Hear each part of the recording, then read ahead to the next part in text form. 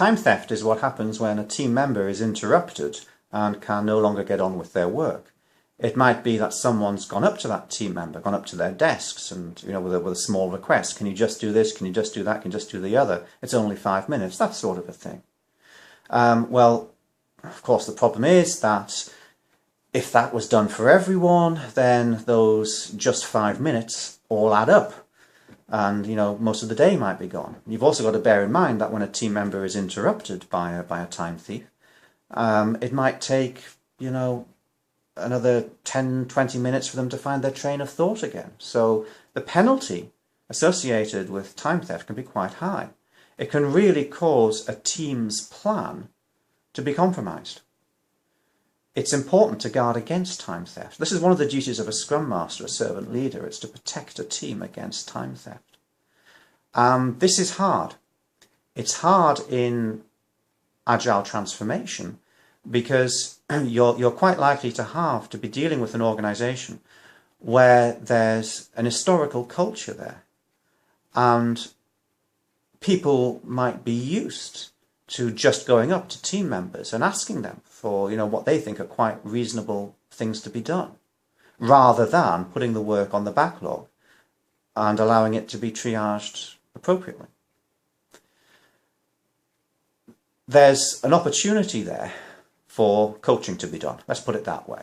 You need to coach the team members to resist time theft, and you need to coach the people who are doing the interrupting, the time thieves. You need to coach them to use the proper channels, to go through the product owner typically.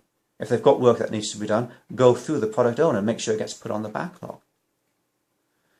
Yeah. These are the rules. There's a discipline that's associated with agile practice. Ironically, when you do this, when you try to coach the correct behaviors around this, you can sometimes be told to your face that that's not agile. That's not agile. We know we expect things to be done now, and now you're talking about putting it on a backlog where we might have to wait, a couple of weeks or whatever for work to be done. Well, of course, the response to that, the truth is that batch sizes need to be kept as small as possible. We want to deliver value as quickly as possible.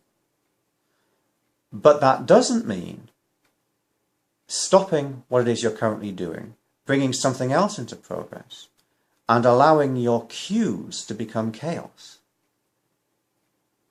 So the goal that you have as an agile coach is to make sure that these correct behaviors are not only observed, but they are also understood.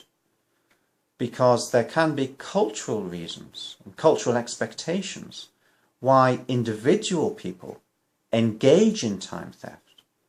You see, they may think that they're being quite reasonable, and they may not actually see or appreciate the bigger picture and the need to respect agile rules and to work in a disciplined way where those rules are followed and batches are kept as small as we possibly can make them, and where we constantly look for ways to reduce batch sizes further.